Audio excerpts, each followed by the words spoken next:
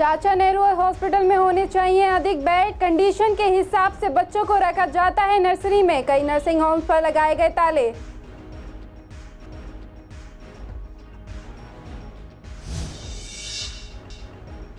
EVM machine को कड़ी सुरक्षा में रखा गया है। स्टोर रूम की निगरानी में लगाए गए हैं 150 से 200 सीसीटीवी कैमरे। दिल्ली पुलिस के कई जवान किए गए तैनात।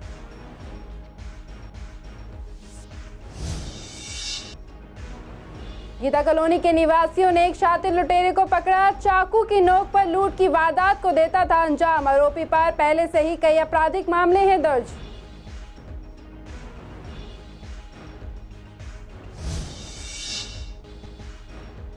पुलिस ने 3 आरोपियों को किया गिरफ्तार। मिठाई की दुकान के मैनेजर से लूटे थे रुपए। अपराध में इस्तेमाल बाइक भी की गई बरामद।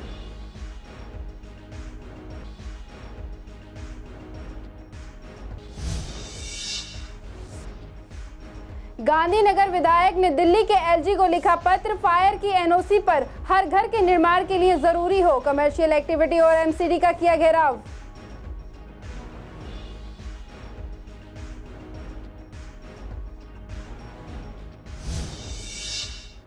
नमस्कार, आप देख रहे हैं सीसीएन लाइव। मैं हूं आपके साथ ज़ेबा अंजुम। स्वागत है आपका हमारे खास प्रोग्राम पूर्वी दिल्ली खास में। बुलेटिन की शुरुआत करते हैं पूर्वी दिल्ली की कुछ अहम खबरों के साथ। हाल ही में नर्सिंग हॉस्पिटल में नवजात शिशुओं की मौत के बाद नर्सिंग होम्स में हलचल का माहौल है। कई नर्सिंग होम पर ताले लगा दिए गए हैं। साथ ही तो कुछ ने अपने हॉस्पिटल में नर्सरी ही बंद कर दी है। ऐसे में जब हमने पूर्वी दिल्ली के बच्चों के हॉस्पिटल चाचा नेहरू में डॉक्टर से बात करनी चाही तो कई डॉक्टर्स बचते नजर आए। चाचा नेहरू हॉस्पिटल में नवजात शिशुओं के लिए तकरीबन 24 बेड हैं, जो कि हमेशा ही भरे रहते हैं, जबकि यहां जरूरत और अधिक बेड्स की है। जब हमने डॉक्टर से इस बारे में बात करनी चाहिए तो उन्होंने साफ इनकार कर दिया।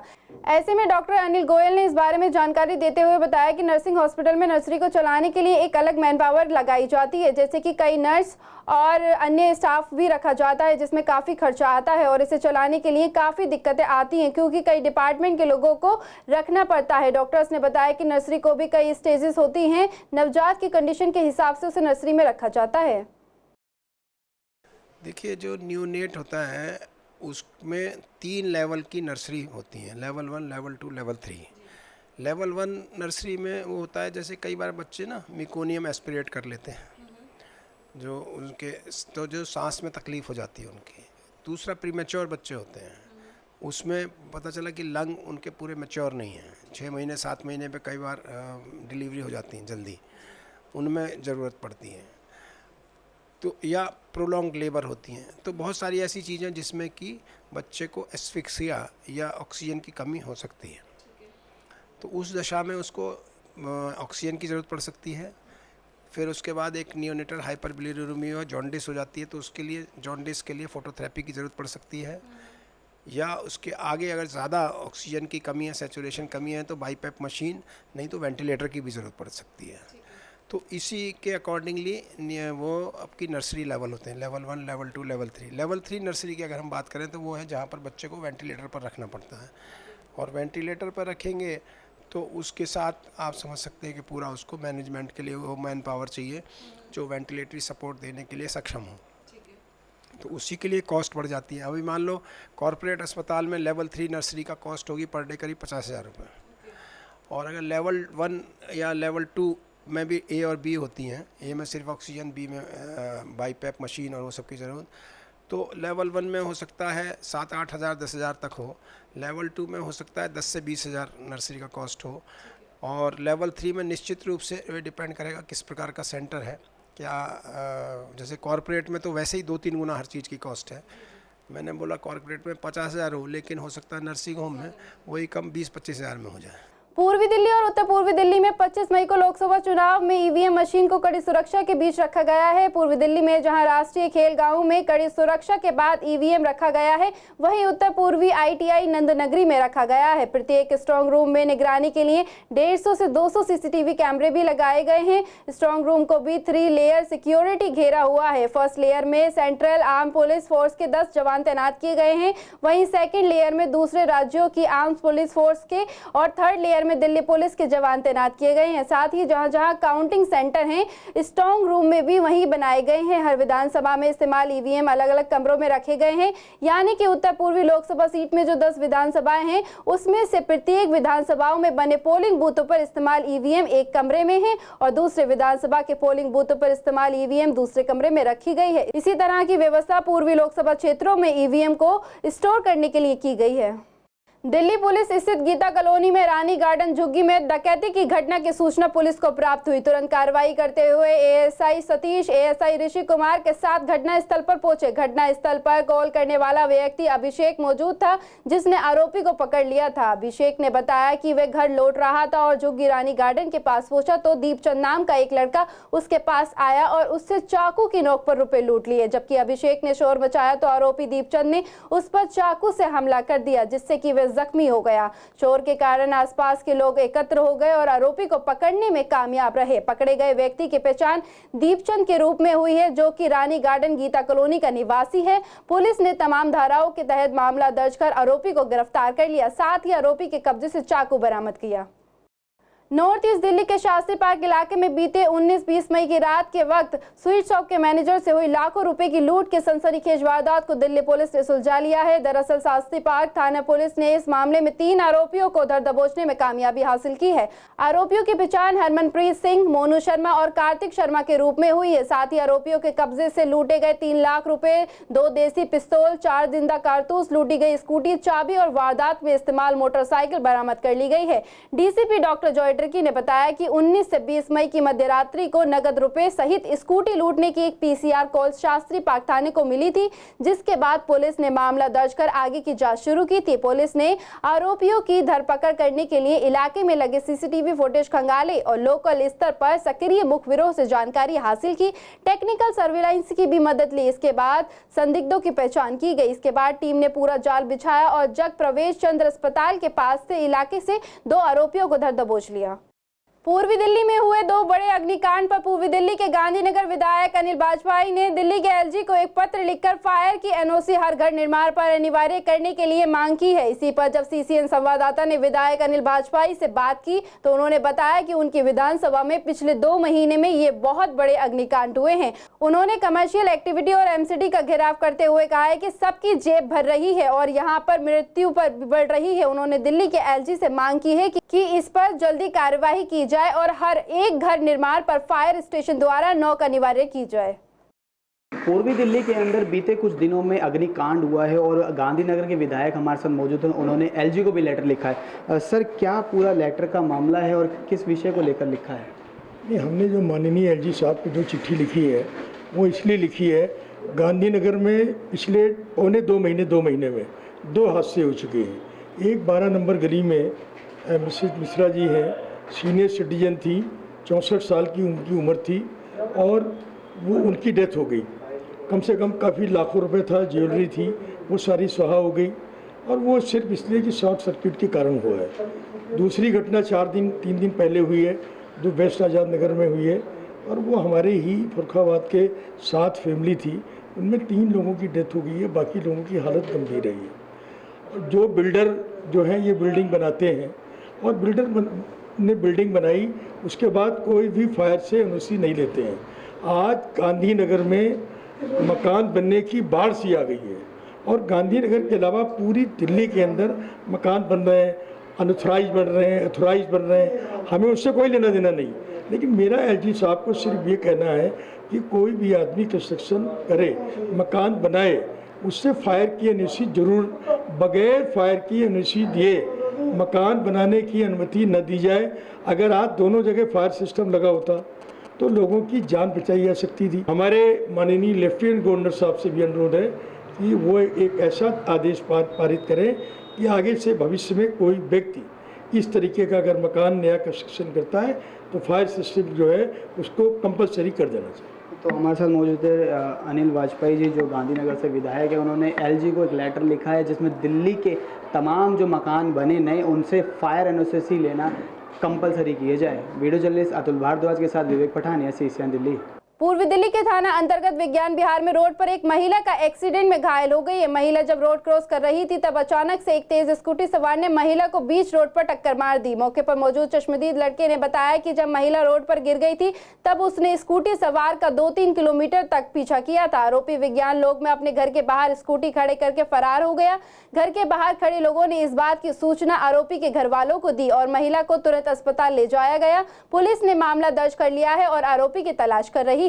भाई रेड लाइट से मेरे आगे स्कूटी जा रही थी। स्कूटी से आगे एक ये लेडी जो सड़क पार कर रही थी, स्कूटी वाले ने उसको टक्कर मारी। टक्कर लगते ही वो सड़क पे गिर पड़ी और जब तक मेरी नज़र थी उस पर वो हिली नहीं थी गिरने के बाद में। बाकी लोग जो है उसको उठाने के लिए दौड़े और मैं उसको पकड़ने के लिए दौड़ा। उसने 3-4 किलोमीटर मेरे से पूरे एरिया में घुमवा के मैंने काफ़ी कोशिश की, उसके जगह जगह उसके आगे बाइक भी लगाई अपनी, वो नहीं रुका। फिर लास्ट में वो अपने घर के आगे बाइक स्कूटी खड़ी करी और वह घर में घुस गया। फिर मैंने उसकी स्कूटी का फ़ोटो खींचा, उसकी बैल बजाई। उसके पता नहीं घर के कोई सदस्य आए, मैंने उनको बता भी ये ऐसे एक्सीडेंट करके आ गया है, उसको जाके देख लो कि वो जिंदी है, मर गई, क्या हुआ क्या नहीं हुआ।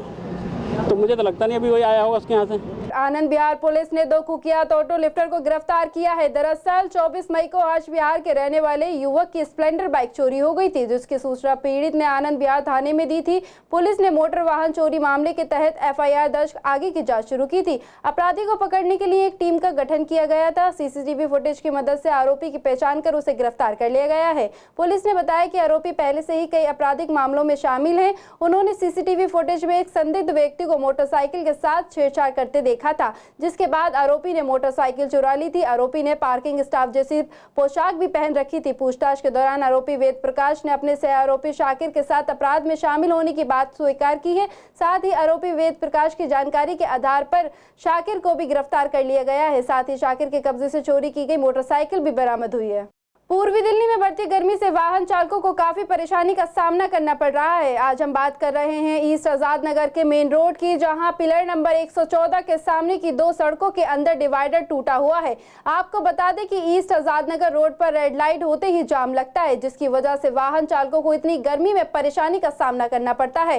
वाहन चालक डिवाइडर के जरिए दूसरे रोड पर आ जाते हैं, जो कि रॉन्ग साइड है। इसी बीच दूसरी ओर से आ रहे वाहन आपस में टकरा जाते हैं, जिससे राहगीरों को और स्थानीय दुकानदारों को काफी परेशानी होती है। जब हमारे संवाददाता ने लोगों से बात की तो लोगों ने बताया कि कल यहां पर एक बैटरी रिक्शा भी पलट गया था, जिसमें काफी लोगों को चोट आई थी।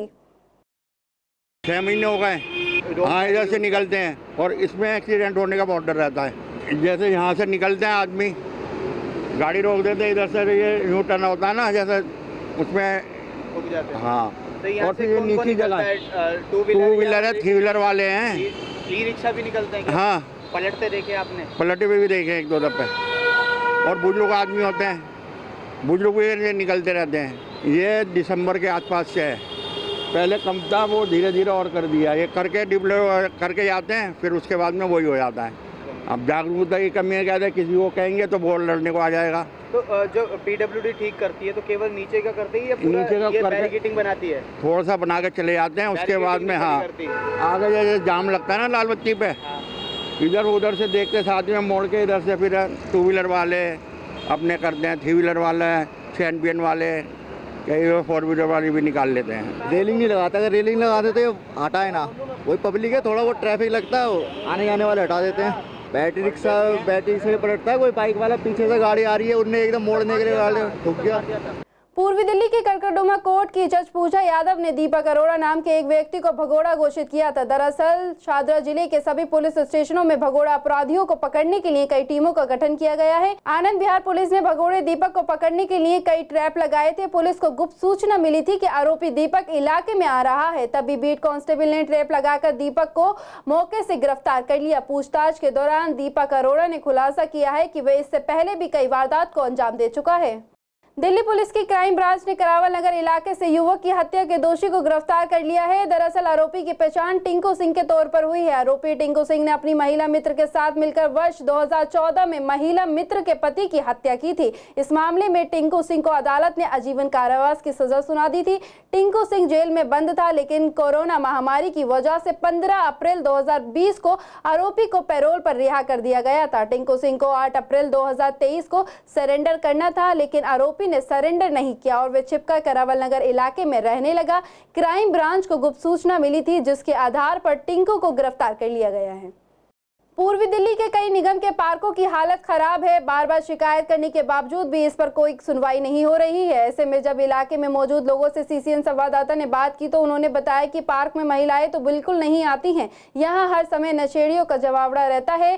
शाम होते ही लोग यहां शराब की बोतलें खोलकर बैठ जाते हैं। इस पर विधायक SK बग्गा का कहना है कि जितनी बीजेपी के निगम पार्षद है वो कोई काम नहीं करते हैं और जनता आकर मुझसे शिकायत भी कर चुकी है। इस पर जल्द से जल्द कार्यवाही की जाएगी। मैडम हालत क्या पार्क की, आप हाल खुद देख सकते हो कितनी गंदगी पड़ी हुई यहाँ पे। देखने में पार्क में कहते हैं कि अच्छी है, सफोकेशन हवा आनी चाहिए, ऑक्सीजन मिलना चाहिए, लेकिन इतनी गंदगी पड़ी हुई है इस पार्क के अंदर से, जो घूमने की जगह को, अच्छी जगह को बुरा बनाया हुआ है। वहाँ पे ना कोई कार्रवाई हो रही है इसके अंदर, ना कोई सुनवाई हो रही है। तो प्लीज़ इसका जो भी कुछ है इसके अंदर, हम तो कह के थक गए हैं, कोई पार्क के अंदर सुधार नहीं हुआ अभी तक। गीता कॉलोनी के 8-10 पार्क तो मैं देख चुका हूँ जिसके अंदर गंदगी फैली रहती है। इसमें कि गांजा पीते हैं, तरह तरह के गलत तरीके के लोग बैठते हैं, जो लोग अच्छे लोग आने से पार्क में डरते हैं। यहाँ के जो लोग हैं वो भी मतलब विधायक जी के पास पहुँचे थे। ये कूड़ा पड़ा हुआ है अंदर, जो है लोग मतलब जुआ खेलते हैं शाम के टाइम, तो मतलब यहाँ मजमा लगा होता है अंदर। कोई शराब पी रहा है, कोई गांजा पी रहा है, क्या कर रहा है। विधायक जी से भी कई बार हमने कंप्लेंट करी है, लेकिन अभी तक कोई सुधार नहीं हुआ इसका। तो वो ये कह रहे हैं ठीक है करवा देंगे। पार्क के अंदर कोई ना तो कोई घास लगी हुई है इसके अंदर, कुछ नहीं है। कई बार कंप्लेंट कर दी हमने। चूहे बहुत हैं अंदर, लोग जो है आकर के वो डाल देते हैं, आटा वाटा डाल देते हैं इसमें कुछ ऐसे, तो तभी मतलब जो है वो लोगों को बहुत परेशानी हो रही है। देखिए MCD निकम्मी है बिल्कुल, इनके पार्षद बिल्कुल काम नहीं करते हैं। उनका ध्यान लेंटर की तरफ जाता है, जहाँ लेंटर पड़ते हैं वहाँ इनके बंदे पहुँच जाते हैं। पार्क की हालत इतनी बेकार है कि अंदर जाने को दिल भी नहीं करता बिल्कुल। ये जाते नहीं हैं वहाँ पे, ना फंड लगाते हैं, ना पूछते पब्लिक से। तो पब्लिक इतनी नाराज़ हैं, इनके अपने काम ही पूरे नहीं होने देते हैं और हमारे कामों में बाधा डालते हैं लोग। जो काउंसलर हैं, कहीं सड़क बनेगी तो वहाँ पहुँच जाएंगे, मैं बनवा रहा हूँ। लोग फिर कहते हैं बेशर्मो, शर्म करो कि जो बना रहे हैं उसका नाम क्यों नहीं लेते हैं। तो ये MCD बिल्कुल काम नहीं कर रही पूरे इलाके में। लाइट नहीं है, बैठने की अच्छी कोई व्यवस्था नहीं है, पानी नहीं है, कुछ भी नहीं है यहाँ पर। लोग शराब पीते हैं शाम को, यहाँ पे गाली गलौज होती है, झगड़े होते हैं। तो आसपास के लोग भी बहुत दुखी हैं यहाँ पर। फिलहाल पूर्वी दिल्ली खास में सिर्फ इतना ही। बाकी खबरों के लिए बने रहिए CCN लाइव के साथ। नमस्कार।